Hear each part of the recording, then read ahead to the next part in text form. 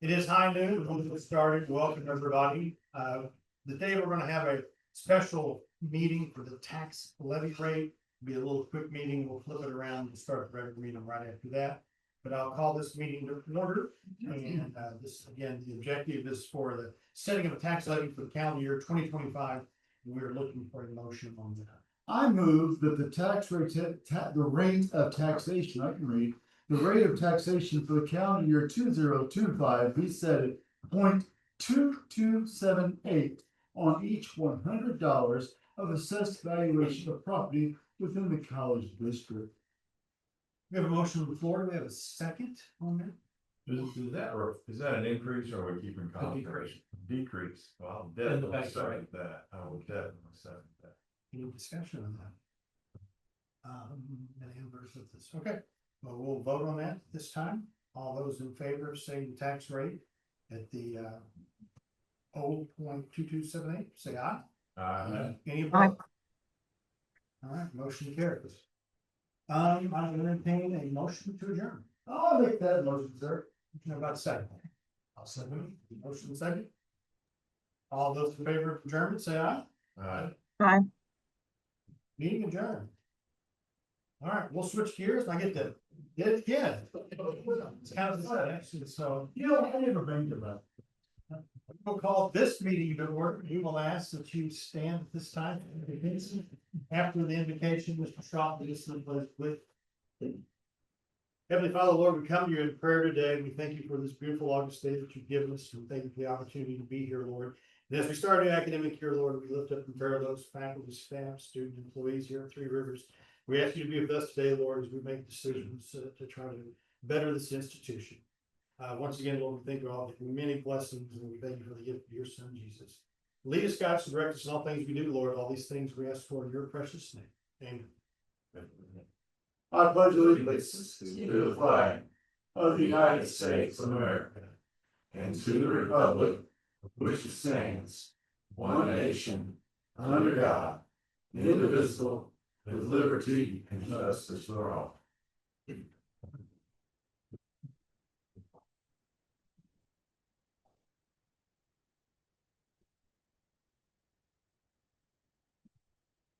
Okay. We're looking for a consideration approval of the agenda minutes. I would like to make a motion to approve the agenda and the minutes from the June board meeting as presented to us in our lovely book.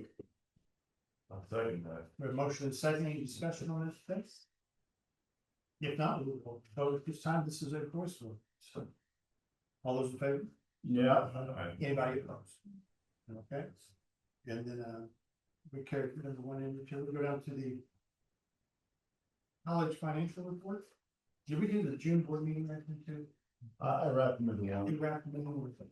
I want to speed it up for you, Tim. I didn't want you to think about it. Oh, I'm not thinking, so thank you. So, Commissioner Coppers. We're now down to number 3, the consideration of college financial report, and Dr. Payne will provide that today. Yes, thank you. So beginning on page 10, we have our year-to-date comparison to our previous year. As you can see on the revenue side, we exceeded 24 in 25 in every category. Moving on to expenses, we were slightly up, which was expected based on changes in personnel and changes in our student load. Moving on to page 15, you will see our budget to actuals for last year. And you will see that on the revenue side, while we did fall short slightly in the 3 top categories, we more than exceeded that in other operating revenue and non-operating revenue. Grant revenue fell short, but those are really timing issues about when the money gets spent, and they are locked in one-to-one with revenue and expenses. So if you don't have the grant revenue, you cannot have the expenses. Then moving down to the bottom of that page, you will see that last year we were extremely budget conscious and we came in under budget in every single category. Then moving on to page 18, that is our end of July, first month of the fiscal year budget to actuals, both in revenue and expenses. You can see in net tuition and fees, we're exactly where you would want to be with fall enrollment. Student aid always lags behind that. Auxiliary enterprises, which is fundamentally the bookstore, hitting right where it should. So those are all good. And with 8% of the year, we are just slightly behind that overall as 8% of budget. You will see that academic support, institutional support are slightly ahead. That is because of timing issues that go along with that nature of expenses. There are a lot of fairly significant bills that come due in July. So they always proceed a little bit. Then moving to page 24, you will see our cash position as of August 4th. We are about where we should be. This is coming into the fall. We've not begun to receive the majority of fall enrollment payments. So you will see next month, it will also decline our cash position as we spend revenue from last year during the period where we don't have revenue coming in. So waiting on fall aid to post and be there. On the bid report, we had two items. We had lockers for the renovation of the baseball clubhouse, and we had a soundboard for the tenant center. The soundboard at the tenant center went out after about 12 years. So we had to put that out to bid, and it actually arrived today. So we will be getting a new soundboard. And then finally, it is our first proposed budget amendment. So there's always an early set of budget amendments that bring us back into balance after we have balanced the budget and things actually then get started, and we get all of our normal surprises from the state. And that is the financial report, Mr. Chair. Any questions of Dr. Payne on the financial report? I have lots of questions to ask you, sir. No, I'm just. I'm not gonna motion we approve them. Just in time. Thank you. We have a second on that? Second. Thank you. Motion second, any more discussion? If not, let's a voice vote. All those in favor of the financial report, say aye. Yep. Aye. Anybody opposed? We'll shift gears and now go to Dr. Payne for the presentation. Yes, thank you. So it has been a fairly busy 2 months and very busy summer. And to start, I am going to ask that Ms. Jonelle Seifert come up and speak about drama camp. So he has been our drama camp director for a number of years and does a wonderful job. So Ms. Seifert. Look at those pictures, they're so cute. 108. That's how many students registered for the drama camps. Session 1 had 40, session 2 had 38, and session 3 had 30. My goal was 30 each session, so it worked out fine. We had students from Dexter, Bernie, Greenville, Doniphan, Perryville, Van Buren, Arkansas, Elsinore, Rosalie, Williamsville, Kansas City, and of course, Poplar Bluff. 108, yes. As always, I have 2 objectives for drama camp. One is that the kids have a wonderful week educationally and for the teachers too. And then number 2, the college have a profitable week, and we did. Both objectives were met.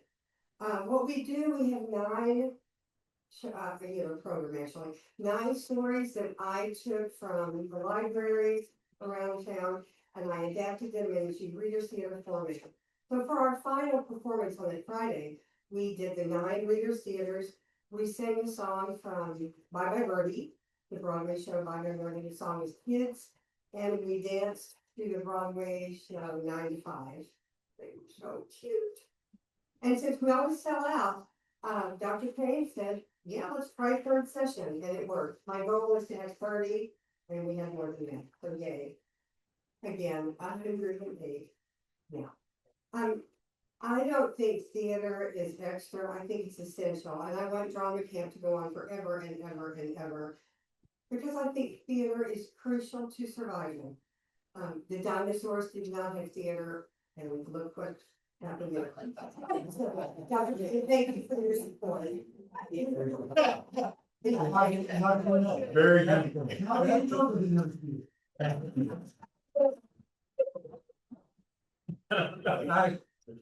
I'm scared to follow that.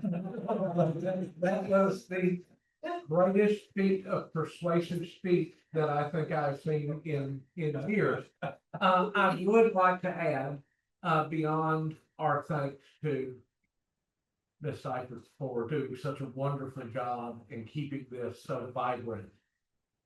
We had more emails, phone calls, and letters from parents and grandparents talking about what a wonderful time, and in one case, they actually said had a life-changing impact on their grandchild because they went scared and shy and came back so enthusiastic and out of their shell because of what you did in that drama camp. So it has a big impact on these kids, and it exposes them to things that they don't get exposed to in their everyday life.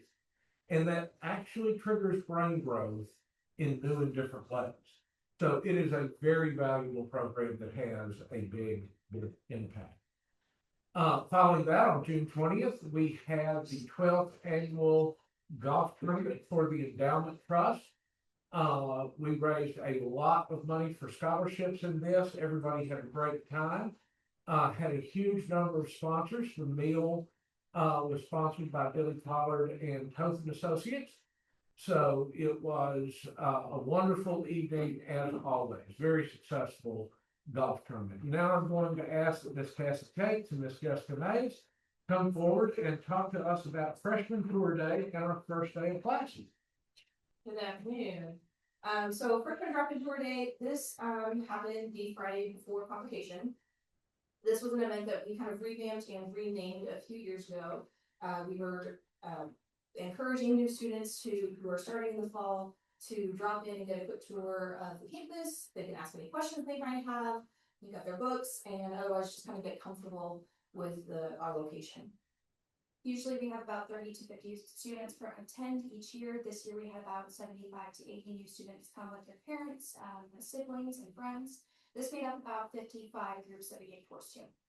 So it was really cool to see how everyone jumped in to help with this event because we weren't expecting this number of people. We only had we had 4 student ambassadors who were scheduled to work this event. And then after we put out a desperate cry for help, we had 4 more student leaders, 4 staff members, and 1 faculty member show up and volunteer to help answer questions and give these students their tours. We had a lot of really great interactions with these students and their parents. Several of these students were nervous about starting college and had a variety of questions. So being able to talk with them one-on-one and show them around, we really went a long way to making them feel comfortable and prepared for their classes. And personally, I was able to have some really great connections with a couple of parents there in the Welcome Center, just because while they were waiting for their students to get their tour, it was awesome to make a connection with them, answer their questions, reassuring them on things that they were nervous about, and then watching how the whole event kind of played out, at least from my perspective. I think it was really, really well received and appreciated from the parents' perspective more than anything. That we were all willing to take that time out of our day to make sure that they got all of their questions answered or taken care of. Okay, and the next week was housing move-in. It went really smoothly this year, and we saw a strong turnout across both days. Day 1, we had about 50 returning students, and day 2, we had about 100 freshmen. Last year, CJ introduced a new process for move-in. Instead of checking students in the housing office and the clubhouse and then walking them to the rooms, she greeted and checked them in from a check-in tent set up in front of desks while they were making their vehicles. Then directed them to one of 8 unloading stations set up in the housing parking lot. Student leadership, along with members of the cheer and baseball teams, assisted by helping families unload vehicles and carry items to rooms, which made the process so much more efficient. We continued this approach again this year and received a great deal of appreciative feedback from parents and students. And then on the first day of classes, we had 2,704 students who were enrolled with a total of 28,388 credit hours. This was an increase of 231 credit hours from the last year at that time. The activity on campus, and especially in the Welcome Center, was very energetic. Whether it was new students or returning students or faculty and staff, everyone seemed excited about getting started with their semester. Most of our day in the Welcome Center and the advising area consisted of helping with students getting logged into their accounts, doing IT tickets for issues that we couldn't resolve, making last minute schedule changes, printing schedules for book pickup. We were getting parking passes and just in general helping students navigate the campus. We even had a couple of our student ambassadors give them coffee tours. So that kind of sums up the main activities that we had this semester. Getting everything started. There were so many hands that went into making these days and these events a success. And we had a whole lot of fun. Oh my gosh. And we know that the connections that we made with these parents and these students, it made such a huge difference in making them feel successful and confident in starting their semester. Thank you. So we are off to a great start this semester. The energy and positivity on campus is very high. We have an uptick on our on-campus student population. Everything is really positive at the moment. So then on August 11th, we held convocation. We had the baseball coach for Thank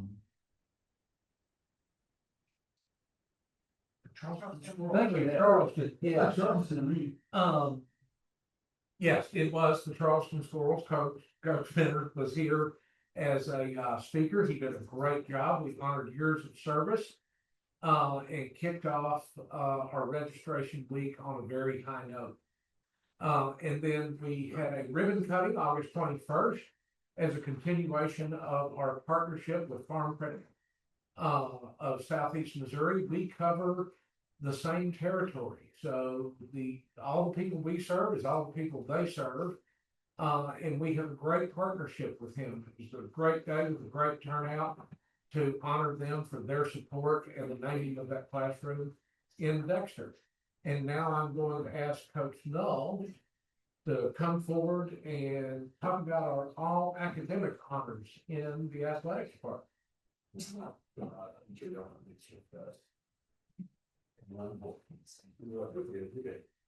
Thank you. This just sums up everything, list for everything on one place, and I'll just briefly review. Get out of here with my. Great year, academically, probably, I don't know, I've only been around here 10 years, but it's the best year since I've been here by far. We, athletic department won the Harold Henning Award, which is the highest GPA in the conference. Second year in a row we won it, with a 3.53 cumulative GPA. All four of our team, the JCA teams, won academic team awards. Women's basketball, as you can see there, finished with a 3.63, ninth in the nation. Men's basketball finished with a 3.40, 11th in the nation. Baseball finished with a 3.61, 14th in the nation. And then women's softball finished with a 3.72, 14th in the nation. We had 56 kids named academic All-American, which is over half of our athletes in those four programs. It was tremendous. I mean, couldn't ask for a better year academically. Especially with kind of everything thrown at us last year, with death of a student athlete early and tornadoes and all kinds of stuff all year. We could have made a lot of excuses. I thought the coaches did a great job. They're recruiting the right kids. Everybody's super excited where we're at right now. This year's coming in. Talent level seems to be really good. Everybody's super excited. So hopefully we have a good year. Thank you all for everything. We talked in the ninth of the nation, do you know about how many schools that includes? Yeah, depends on the sport, obviously. You're looking at 100 to 150. Pretty good.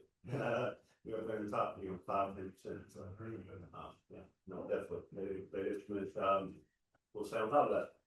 It is absolutely outstanding performance of our athletic department and our student athletes, understanding and focusing that they are student athletes, not only winning on the field. We had a great athletic season, but we had a great season in the community.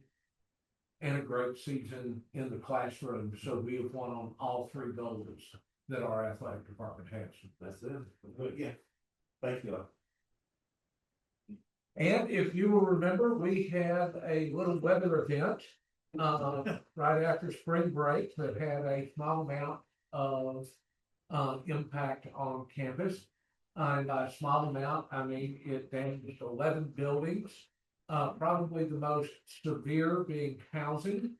And it damaged all but 2 buildings on the college farm. So I've asked our architectural partner from Dilly Collard to come and give an update to the board on where we're at and where we're going with regard to our recovery. So I see Mr. Mike Pollard is here, and I'll ask him to come forward and introduce his team and tell us what's up. What's up? That's a good one. Let's go back to the meeting slide, switch to ours. Well, the gentleman just walked up to the monitor is Sean Huffman. He is the project architect. Dylan Pollard sitting over here is Annie Criddle. She directs traffic and makes sure I'm at where I'm supposed to be every meeting. I watched all. And she's out of the Cape office. Sean is in the Poplar Bluff office. So you're right. We did have a little weather event. It was unexpected. I remember when the storm hit, I was at home. I kept walking outside like all blue, walking, trying to find that storm. I kept walking out, and the power was out. I kept walking out, like there's nothing wrong. Nothing's going to happen. Nothing's going to happen. Kept going. And my wife was hunkered down with her tornado drawer. She's got a drawer in her dresser that anytime there's this weather event, she takes it out, takes it with her. I don't really know what's in there. I don't ask, I don't care. But she takes that thing with her. So she's hunkered down with the dog, and I'm doing the dude thing walking outside. I swear that there's nothing going to happen. And I walk back out and have my flashlight, and I'm looking around, and I look to my right, and there's a big tree laying on my neighbor's house. I'm like, when did that happen? Something's not right. And then I realized that, well, I think we did get hit somewhere. Proceeded to get out of the neighborhood eventually and drove by the college and saw the damage that was there. And I was like, oh no, Hope West lost my number. But he did. But we were immediately engaged and ready to work. So we're just going to take you through a few slides. Most of you have seen these. This is just some of the damage, pictures of the damage that we observed that night and then subsequent days. You know, you can see different buildings, fire and maintenance, burn yard, fire and maintenance. This is Chris. That's Chris. This is Chris. We had big gaping holes in the roof.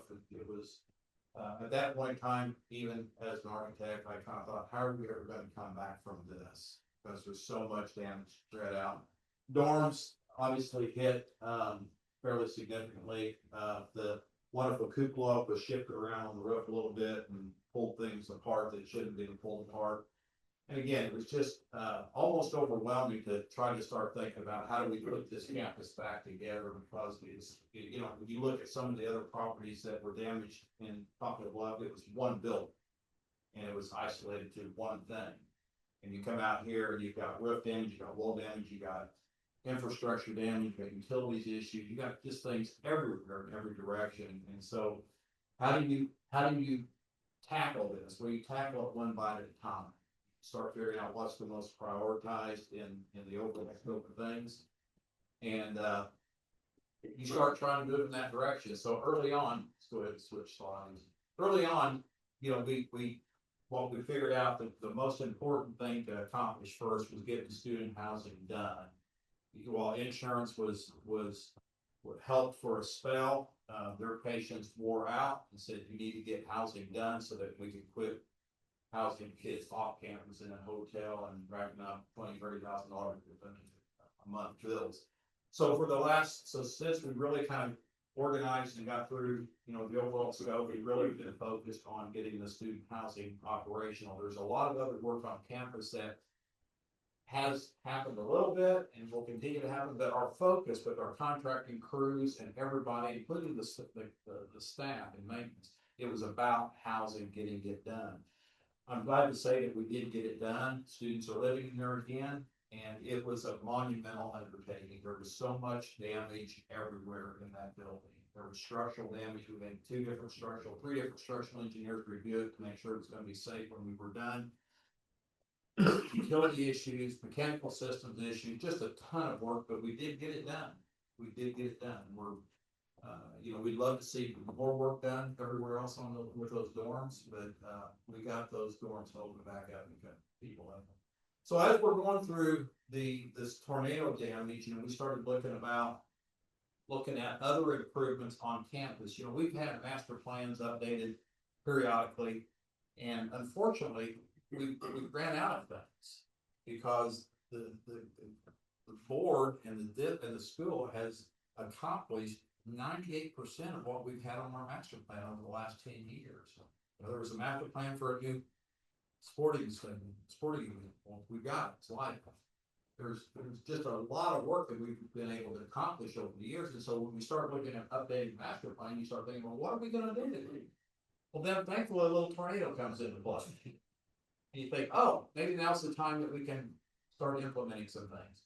And so we started looking at different areas of campus that we thought we could use improvement. One of them was Live Family Sports Complex. You see here the original building that you guys have been used to seeing for years and years, just a raw concrete box. That's what we bought, that's what we paid for 10 years ago or 8 years ago, however long ago it's been. I've always kind of thought we're missing that last piece of actually finishing it out. And so I presented an offer to Dr. Payne for, let's paint this thing, let's make it look like the rest of the building and blend it with the campus. And so you can see where it started and kind of where it's in. It actually makes a difference when you drive up on campus and see a finished building.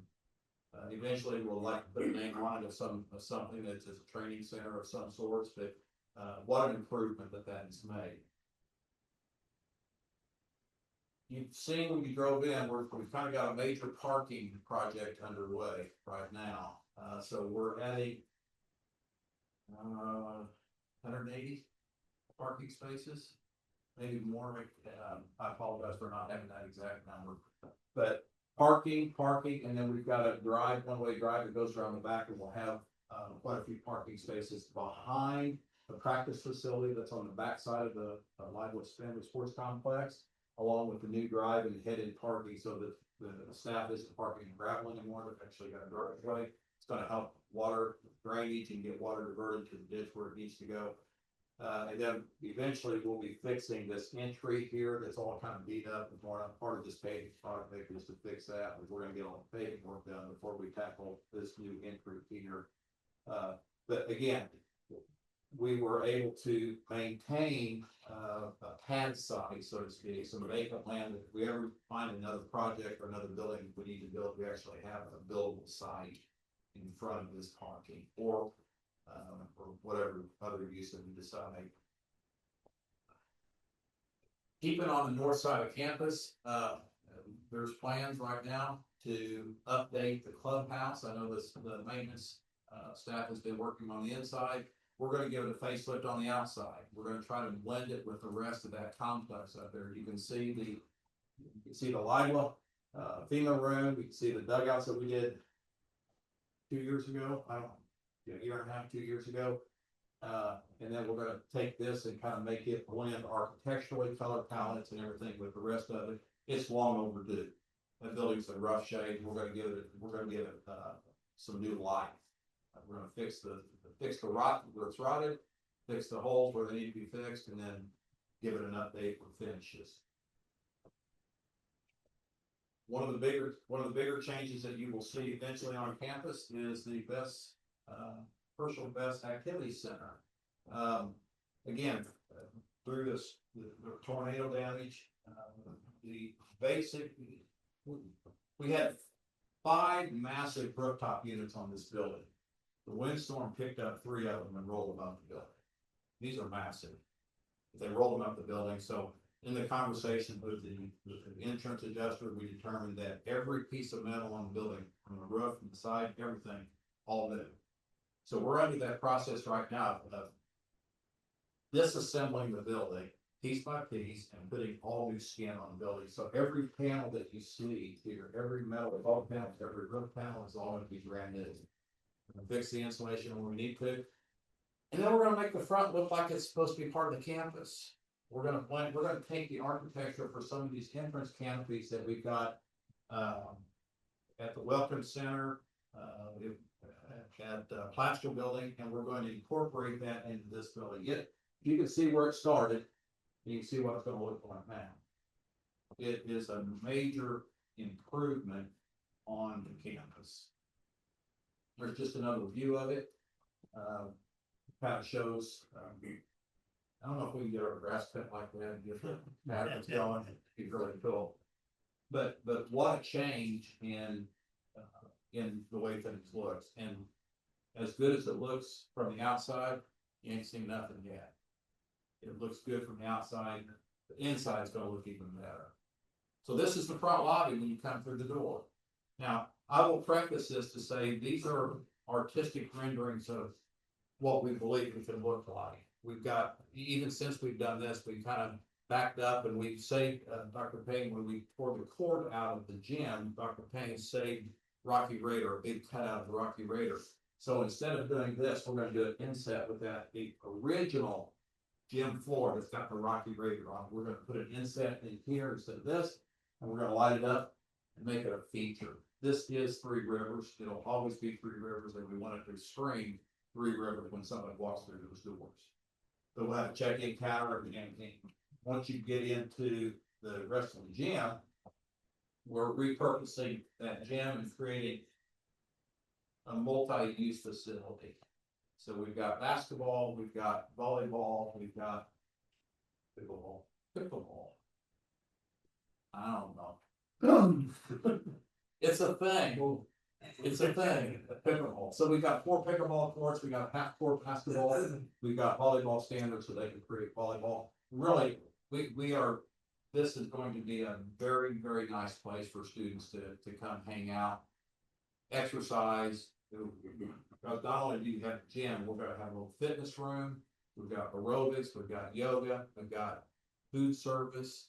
This is going to be, I think, can be the spot that students want to go to and help out. And there's a little piece in the back. So what you're saying is that right now the old bookstore is over here. Remember the old bookstore was at? That's the old bookstore. This is now the new dining, the new food service. We've got glass that kind of looks out of this area into the gym portion. So we try to open it up and make it visible for everybody. If you're sitting there, you can watch somebody playing basketball, pickleball, volleyball, or just sit there and eat your dinner. But it's going to be a really, really fun and cool space for kids to hang out. Just another view of that. And there's some of the idea for the food service was kind of a mix between made to order and cases. Grab and go. There you go. You can walk in, grab you a pack of chips, crackers, soda, or you can have them ordered. You bake you a hamburger, 50 hamburger, or fries or something. So that's going to be a really critical point and a nice focal point for that back area. And we think it'll get used a lot. And the idea of, I've told Dr. Payne, the idea isn't for just to be a place for students wanting to, but it's a place that I want the public to be able to walk into and say, hey, let's go over there and have a burger. They cook a good burger, or they've got a good salad, or let's go over there and hang out tonight, watch a basketball game or something.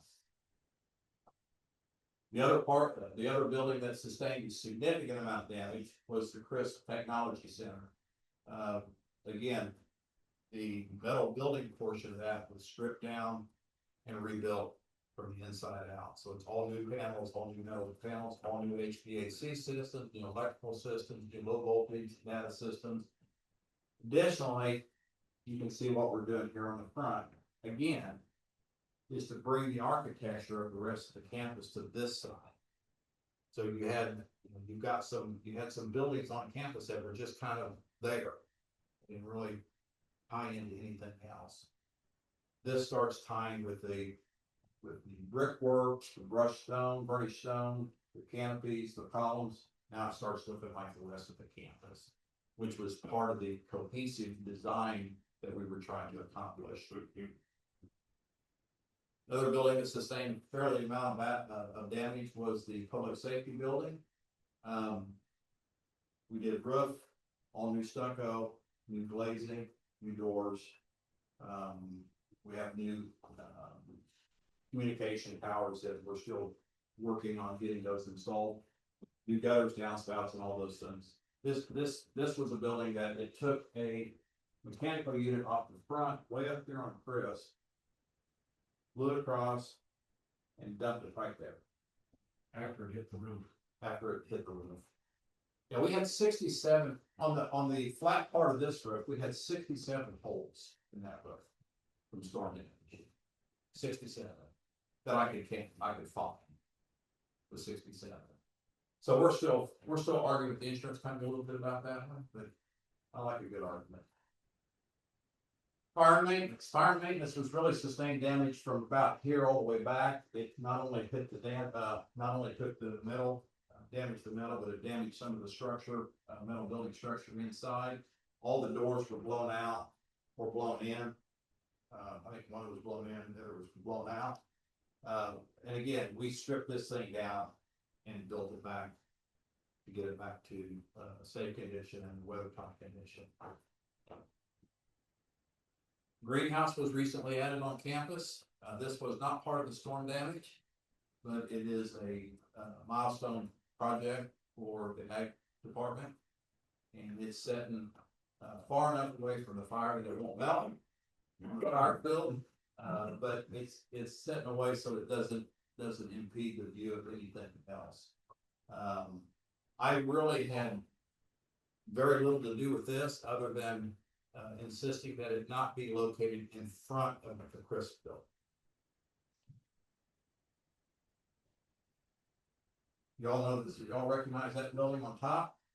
It changes a little bit from the view on the bottom. Again, this is a building that we are rebranding for Three Rivers. This is paint and finish, what this is. It doesn't take a lot, but we're rebranding this. We're fixing leaks where we need to fix them. We're gonna logo it. This is gonna, I think yesterday, we working on electrical service. We're putting the electrical service underground, bringing it in the building so we don't have it. This is gonna be for the CDL program, and they've got plenty of room to maneuver and try to get around the building without crushing the end of it. Again, just tying this to the campus, making it part of the same color palette and architecture of the rest of the campus.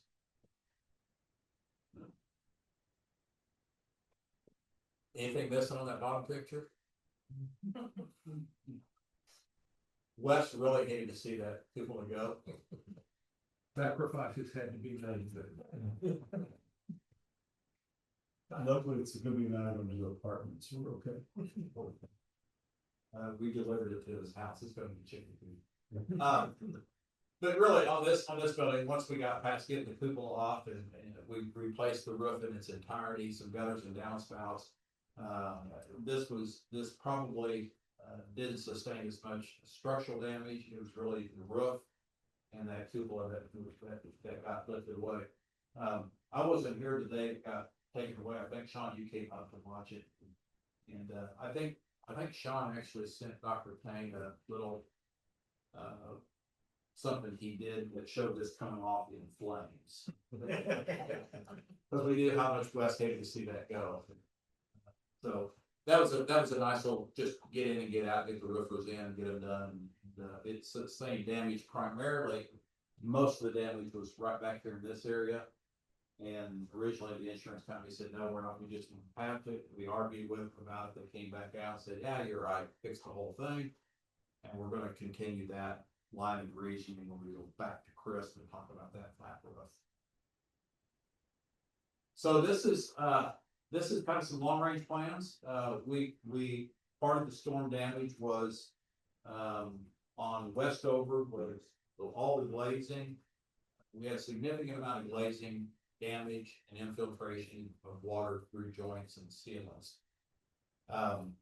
So the insurance company agreed with our position that I can't replace the glass because I can't buy the glass anymore. It was a special, I can't get. So I can't just go in there and replace a window here, because it won't ever match. And we're not in the business of we're no longer in the business of mismatching architecture. So through our conversations with them, they said, fine, paint it, all new glazing, all new glass, all new frames, all new everything. So that is a huge undertaking. You may ask, why are we leaving those panels in place and just painting? They're asbestos. We really don't want to touch them. We just want to cover them, paint it and be done with it. So a thought process during our conversations with Dr. Payne and his staff was, how do we blend this with the rest of the campus as well? So Sean, our project architect, has come up with a design to put a front entry on this building that emulates the entries on every other building that we're now working towards. Again, with the thought process of a cohesive campus design. I keep going back to that because it's been something that's bothered me for a long time, is that we've got a lot of different architecture everywhere around the building. We don't have a cohesive thing. And I think we're taking advantage of the little weather incident we had to start that process of making this campus more cohesive. So again, I think we've got a few tweaks and stuff to do on that. That's generally what we're looking to do, is to create a new entry. And once you come in, we'd like to redo the lobby, make the lobby better. It's 3-story space that's completely outdated. Try to do some improvements on that area, and kind of create this whole new entry as a new focal point and carry that onto the inside.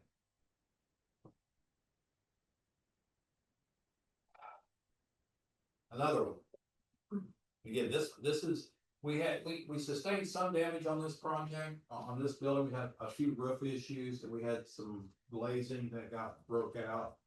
But by and large, this building, we had some trees go down back here in the back, destroy some rails and things like that. But generally, by and large, this building escaped the direct hit of the tornado that went through campus.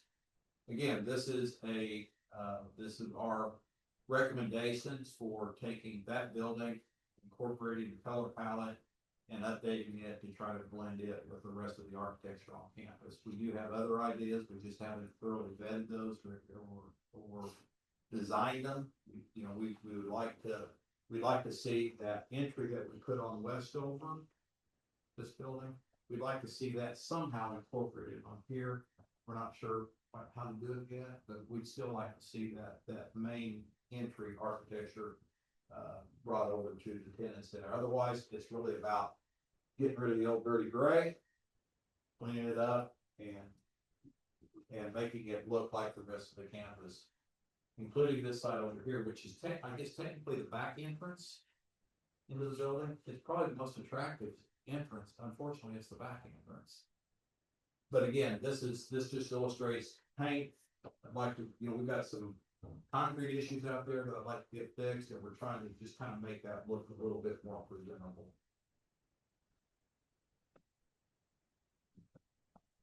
Student housing. Top is what we started with, ish. The bottom is kind of where we landed. So this required a lot of structural repairs on the truss systems. It required all new roofing. It required extensive renovations inside. And remember, a couple months earlier, we had a water sprinkler line break in the dorms. We were about 50–60% through repairing those 4 units, and then the tornado hit and took all that work that we've just done and wiped it off. So we basically had to start over on those 4 units plus an additional 7 units. I think we had a total of 11 units that we had to go in there and do extensive renovations. And when I say extensive, I mean it was gutted down to studs and everything brought back in new. extensive, renovations. The other thing that we did, we had the opportunity, again, the palette of our campus colors. We were able to bring those back into this and try to give it a facelift and not make it look as dated as it did. And I like it or love the color scheme. I've had some good feedback from people saying they look new, they look nice, they're clean, nice job. And so really this was just an exercise in colors. And I think it turned out pretty. I mean, I like it. It looks new, looks updated, doesn't look old. There's some of the inside. So before this picture was taken, what you saw was raw floor, exposed studs, and a lot of issues. So we were able to, once we got it, all new plumbing, all new mechanical, new kitchens, new flooring, new windows. Really, the work that we did on these, I joked with Dr. Payne, give me a little bit more money and I can fix all of them. Pretty big undertaking. It'd be better if the tornado would have taken them all, but that's another story. But I haven't talked to CJ to see what the response has been from the residents there, but I would assume that the people that are living in the new units are really happy that they're living in the new units. But the other ones are probably a little bit jealous on that. So there's just a collage of all the projects. We were the architects that kind of helped Poplar Bluff early childhood or the kindergarten center get back, get their stuff ready for the school year. And my wife asked me, so well, how come they got theirs done and over the summer you didn't get yours? I kicked her out of the house for a little bit, but we have 11 buildings on this campus that we have to continue with. They only have one. We have taken, I don't really like doing shotgun approaches to projects, but I've kind of had to on this one. It's been a daily, our team has been out here on a daily basis, making sure that our contractors know what to do, what our next step is, because there's a lot of this. Most of you all know I'm armed with a lot. I go out and say, do this, and there's been a lot of that because you can't keep up with what you find. You can't go back to the office, spend a day drawing it up, and then coming back and say, okay, what do you think about this? You really got to make a decision on the fly, and that's what we've had to do because we've had so much movement, so much activity on so many different properties that we've had to say, do this, and we've had a great, we feel fortunate that we're able to work with the college, but none of this could be done without good leadership on your side. So I'm just going to say that out loud in the morning. That's tough. Huh? That's tough. Well, that's it. We have the farm on there. We do not. So, the farm sustained significant damage as well. We lost from a claim perspective. We lost the front barn. We lost a lot of lighting and arena issues. We had fence damage. We had house damage. The big arena barn sustained significant damage on the south side. Southwest corner. Fortunately, our new buildings didn't get hit, but the other ones did. Every outbuilding. It was funny. I'll share a story. Wes might have already shared it with everybody because we were out there with the insurance investors walking the site, and there was a little outbuilding of some sort. I guess it was a building. I don't know. It looked like a pile of rubble to me. But it was a building. And Wes said something about, yeah, we gotta replace that too. The insurance like, is that a building? I said, well, you're charging me for it. So yes. Jeremy just kind of goes, So, if you're paying for coverage on the building, it gets damaged, they gotta fix it. But we're in the process of getting the repair work and stuff done out there as we speak. We've got, I think you sent me contracts to review, and we're going to get moving on that here real soon. Then we lost a horse. And he lost a horse. It's laying down out there, the maintenance yard. Yeah, you know, I got all the life. I was trying to figure out where do we buy big plastic horses? And surprisingly, there's a lot of people that sell big plastic horses. I got online, it's like large horse statues. Oh, wow. I guess it's not special at all. But here's some of the dorm. Yeah, this is some of the dorm with this dorm damage. You can see there, that side. There's the dorm, the barn that we lost. That might be an outbuilding. That was the kennels, I think. That right? It's a part of the arena there on the side. Part of the green. You can see. I mean, this is stuff that can be fixed, maybe if we choose to. So, you know, the stuff that we know that we can fix quickly and get it up and operational, then that's what we're concentrating on while we assess the viability of replacing or repairing or demoing other structures. So I've covered a lot of ground.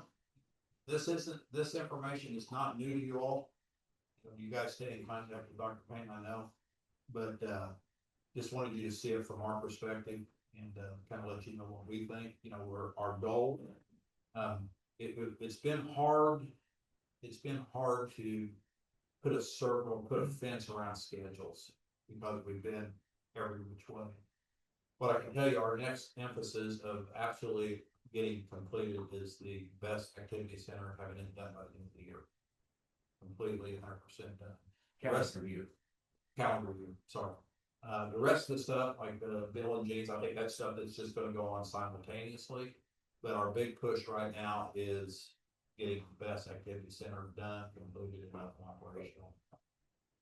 So what we've accomplished today, we got housing back online. That was the main focus, is to get that repaired so we can serve our campus students. We actually, in kudos to Mike and our construction partner Sides, they completed that building on the Friday before Tuesday moving the next week. So they got it done. It's extremely high quality work. It's cohesive. It's where it needs to be. Public safety is complete.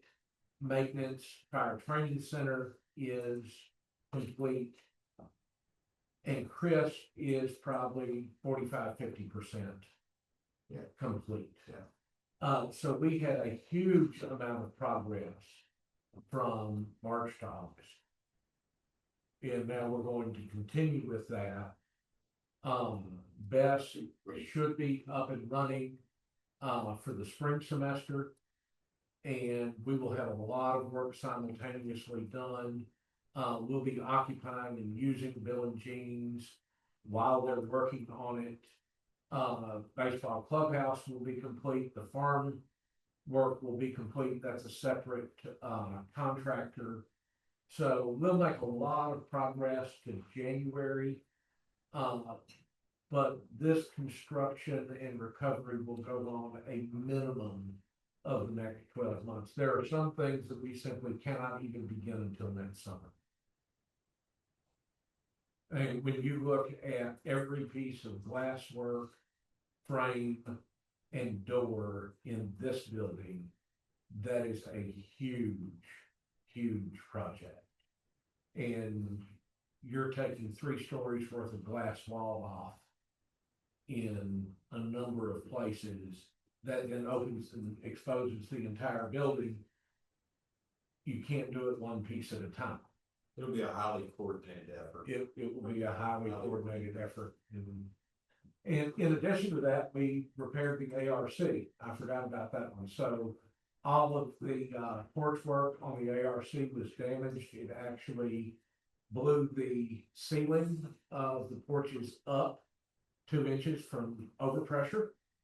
So all of that had to be taken out, any structural issues done, and they completed that prior to the start of the classes. So I might have left some things off that we did, but it's because we've been arm waving and just going 90 miles an hour, y'all. So. We're getting pickleball. Hey, that's what I got from the night. We got pickleball. And this night was my doubles party, so we're gonna pickleball. And we're going to try and get that sponsored by some orthopedic surgeons. Whatever. They're the ones that only benefit from that most. Where's the balloon? If I want Thank you. Any questions? Outstanding. That is a fantastic presentation to see the drone footage of that damage and to have that artist renderings. That's amazing. Best Activity Center is a sentimental building to me. That was the new gym when I was here, and that just looks amazing. All of it looks amazing. That's just, I hope you like it. yeah, the way that everything blends together is fantastic. Bravo. And being able to bring in parts of the old course Yeah, as key elements throughout that building really ties the past in and brings it forward and brings our history with it, which is pretty cool. a lot of history in that building. So a few upcoming events. We are about to have our 10th annual Run for the Arts. Our title sponsor this year is Missouri Highlands Healthcare. So we're very pleased to bring them on board as a partner on this. September 6th, 8 a.m., Tenon parking lot. It is an event, 100% of the proceeds from this event go to fund fine arts scholarships. So this is part of our efforts to keep the arts alive in Southeast Missouri. Then September 6th, that night at Ray Clinton Park, we have the Battle of the Bulls, which is a fundraising event for our rodeo team. $15 for adults, $10 for kids 8 and under. Bull riding, barrel races, and food trucks and fun for kids presented by Farm Credit of Southeast Missouri. So there they are again, being strong partners with us. And that, sir, is the end of the president's report, and we do have executive session. The chair will entertain a motion to go into executive session at this time. Make a motion, we go into executive session. You have a motion? I'll second. And And that would be on a short break before. you bet. Any discussion? No. This would be a roll call vote. Trustee Featherston? Yes. Trustee Richardson? Yes. Trustee Hager? Yes. Trustee Garrison? Yes. Trustee Shaw? All right. Ladies and gentlemen, we are in executive session.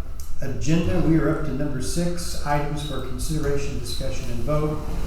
One of those is consideration and approval of FP 3102 annual audit. Yeah, we had minor changes on this particular policy. We needed to update the name of the state agency that we deal with. Okay, any questions of Dr. Payne? We'll entertain a motion on that at this time. I'll make a motion. We have a motion to approve. Is there a second? I'll second that fine Mr. Shaw, any further discussion? If not, this is a roll call vote. Trustee Featherston? Yes. Trustee Hager? Yes. Trustee Garrison? Yes. Trustee Shaw? That is approved. We move on to number 2, consideration approval of FP 3601 college property. Yeah, we made very minor changes to this just to add a little bit of clarity. We thought one sentence was not as clear as it could be, so we altered that and submitted it to you for approval. Have a motion to approve? So moved. We have a motion, we have a second. It is a second. This will also be a roll call vote. Trustee Featherston? Yes. Trustee Hager? Yes. Trustee Garrison? Yes. Trustee Shaw? We move on now to number 7, consideration and approval of all personnel actions and associated documents. Dr. Hager, may I make a motion that we approve all personnel actions and attach the associated documents with it? Thank you very much. The motion is on the floor. We have a second. Dr. Hager, may I second that motion? Yes, you may, Mr. Garrison. Motion and a second. Any discussion on that? If not, this will be a roll call vote. Trustee Featherston? Yes. Trustee Hager? Yes. Trustee Garrison? Yes. Trustee Shaw? May I vote yes? Yes. Next time we meet will be September 17. We will see you then. We're looking for a motion to adjourn. I'll make that motion as we adjourn. Motion is made. We have a second. Yes. Motion and a second. No discussion. Voice vote. All those in favor say aye. Aye. Any opposed? Yeah. Meeting adjourned.